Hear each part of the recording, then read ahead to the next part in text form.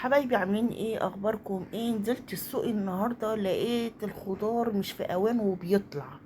لقيت قرنبيط، قلت يلا نعمل مع بعضنا قرنبيط. المهم جبت قرنبيطتين. قلت لقيت القرنبيطايه صغيره، خدعتني بصراحه بشكلها. المهم جبت قرنبيطتين، لقيت القرنبيط رمى معايا. عملت جزء معاكم وجزء تاني حطيته في الفريزر، وقت ما اعوز اعمل الخلطه بتاعته واعمله واسويه يبقى سخن اول باول. معايا الخطوات ايه هي؟ حاطه ميه على النار، شويه ملح شويه كمون، معاك المصفى بتاعتك. تمام.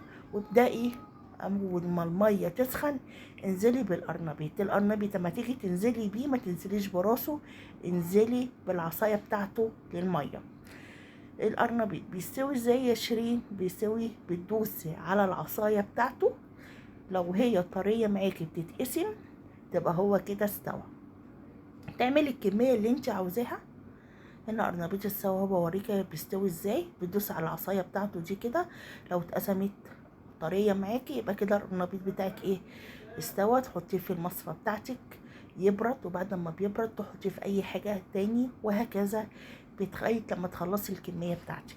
لو وصلت للمرحله دي يا فوزيه، ما تبخليش عليا بلايك وسبسكرايب، وتصلي على يشفع فيك اليوم الدين، وتدخلي على حكايه شيرين في المطبخ. الريتش واقع مما لا تتخيلوا على اليوتيوب، وصفحة شيرين الحداد على الفيسبوك.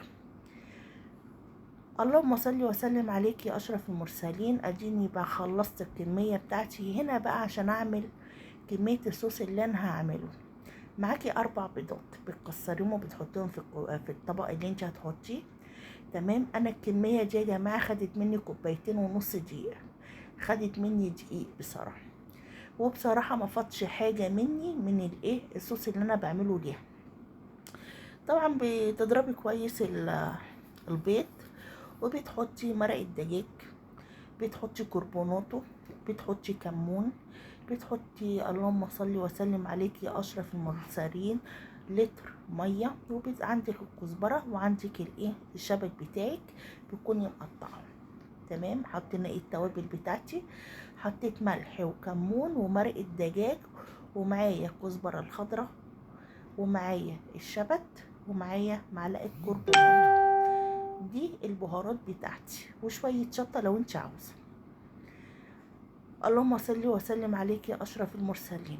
وحطيت اللهم صل وسلم عليك يا اشرف المرسلين، صلوا على النبي يا جماعه على قد ما تقدروا. وحطيت شويه كاري بتدي طعم بردك للايه لل للقرنبيط. ادي اول كوبايه. تمام. بتضربي بقى اللي انت ما بتشوفي الايه القوام اللي انت عاوزاه. طبعا القوام بيبقى تقيل يا جماعه، ما بيبقاش خفيف. وهوريكم اللي حصل معايا ايه دلوقتي. دي الكوبايه الايه 3/4 كوبايه، دي ما كانتش كوبايه كامله. هو خد مني دقيق، الكميه دي خدت مني دقيق يعني. ادي الكزبره بتاعتي، وحطيت شويه شبت. طبعا الكزبره دي انا بفرزها يا جماعه. تمام. طبعا انت بتعملي على حسب الكميه اللي انت عاوزاه. وحطيت معلقه نشا عشان تدي قرمشه للايه للقرنبيط معايا، بس كانوا شويه قرنبيط، ما تقوليش لعدوك عليهم. كليه وادعيلي، وما تبخليش عليا بدعوه براحه البال من قلبك. وتعملي لي لايك، انا مش عايزه منك اكتر من كده، عشان الريتش والله بتاع القناه واقع، مش عارفه رايح فين، رايح في داهيه بصراحه. اللهم صل وسلم عليك يا اشرف المرسلين. انا كده ايه المفروض خلصت الايه الصوص بتاعي. هو دلوقتي انا بالنسبه لي إيه تمام، بس اما اجي اقليه في الزيت هلاقيه خفيف. شوفوا عمل معايا قد ايه، رمى معايا. معاك الزيت بتاعك حطاه على البوتاجاز. بصوا الصوص هنا مش عامل علامه فين في القرنبيط. بصوا المرحله الجايه هوريهولكم.